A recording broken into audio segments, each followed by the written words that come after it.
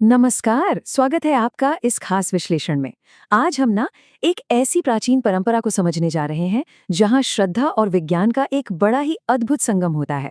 हम बात कर रहे हैं शीतला अष्टमी की। देखिए, ये सिर्फ एक त्योहार नहीं है, बल्कि ऋतु बदलने पर शरीर और स्वास्थ्य को बचाने का सदियों पुराना विज्ञान है।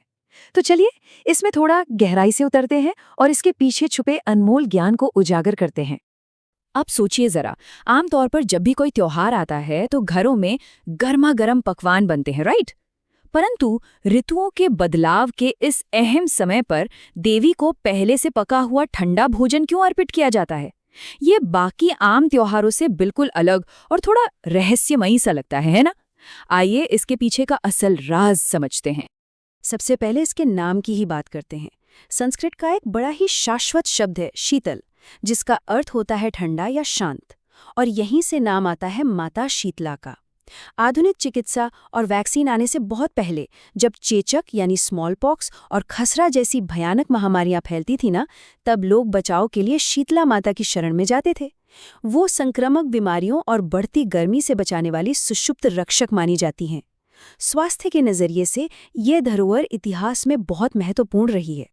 तो चलिए सबसे पहले बात करते हैं माता के स्वरूप और इनकी पौराणिक कथाओं की।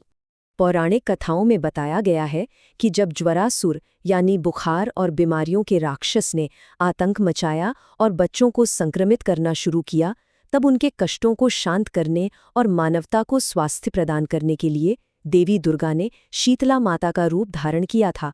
यहाँ दैविक शक्ति का रूप ममता और चिकित्सा दोनों से गहराई से जुड़ा हुआ है। अगर आप देवी के स्वरूप को ध्यान से देखेंगे तो हर एक अंश अपने आप में एक चिकित्सीय प्रतीक है। जैसे उनका वाहन गधा, जो विनम्रता और सहनशीलता को दर्शाता है।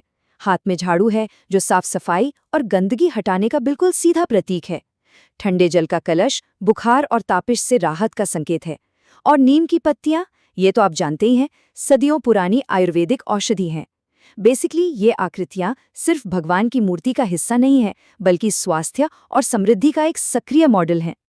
अब आते हैं इस त्योहार के सबसे अनोखे हिस्से पर, बासी भोजन यानी बसोड़ा का रहस्य। आपको पता है, बसोड़ा की तैयारी का नियम सच में बड़ा कड़ा और रोचक है। अष्टमी के दिन घर का चूल्हा बिल्कुल नहीं जलता। एक दिन पहले ही पूरी, मीठे चावल, रबड़ी और चूरमा जैसी ठंडक देने वाली चीजें बना ली जाती हैं। चूल्हे की आग को आराम देना और उस दिन पूरी तरह ठंडा खाना खाना, ये सब सप्तमी की रात तक पूरा कर लिया जाता है। पर इस अनुशासन के पीछे का मूल मकसद आखिर क्या है? यहाँ धर्म और विज्ञान का एक बड़ा ही अद्भुत संतुलन दिखाई देता है। एक तरफ धार्मिक अपेक्षाएं हैं, जहां देवी के शांत और शीतल स्वरूप का आदर करने के लिए आग और गर्मी से बचा जाता है। वहीं दूसरी तरफ है ऋतुओं का समझदारी भरा विज्ञान। वसंत से गर्मी की तरफ बढ़ते मौसम में जब गर्मी से होने वाली बीमारियां आम हो जाती हैं, तब उनसे बचने के लिए ये एक शुरुआती बचाव या कह लीजिए एक प्रिवेंटिव हेल्थ केयर का तरीका था। चलिए अब देखते हैं कि अनुष्ठान और परंपराएं देश भर में अलग अलग रूप में कैसे निभाई जाती हैं। एक सच्चे भक्त का दिन सप्तमी की तैयारी से ही शुरू हो जाता है, जिसमें गहरी सफाई और खाना पकाना शामिल है। उसके बाद सूर्योदय से पहले उठकर स्नान करना, जो शुद्धता और आत्मशुद्धि का प्रतीक है। फिर नीम, हल्दी और ठंडे भोजन से पूजा होती है और अंत में परिवार के स्वास्थ्य के लिए मंदिर जाया जाता है। यहाँ सारा जोर सिर्फ बाहरी नहीं, बल्कि आंतरिक पवित्रता पर भी दिया गया है। और दिलचस्प बात यह है कि क्षेत्र के अनुसार इस उत्सव का रूप थोड़ा बदल जाता है। राजस्थान में इसे बसौड़ा के नाम से जानते हैं, जहां लोग एक साथ मंदिर में जमा होते हैं। गुजरात में यह जन्माष्टमी से ठीक पहले शीतला सप्तम के रूप में मनाया जाता है। यूपी और मध्य प्रदेश में भक्ति गीतों के साथ खास मेले लगते हैं। और दिल्ली, हरियाणा जैसे शहरी इलाकों में भी परिवार इस ठंडे खाने की आसान और शीतल परंपरा को आज भी जिंदा रखे हुए हैं। अब इसको थोड़ा और साइंटिफिकली देखते हैं, स्वास्थ्य और मौसमी विज्ञान के नजरिए से। अगर ध्यान से सोचें तो प्राचीन जन स्वास्थ्य का ये खाका किसी आधुनिक हेल्थ मैनुअल जैसा ही लगता है।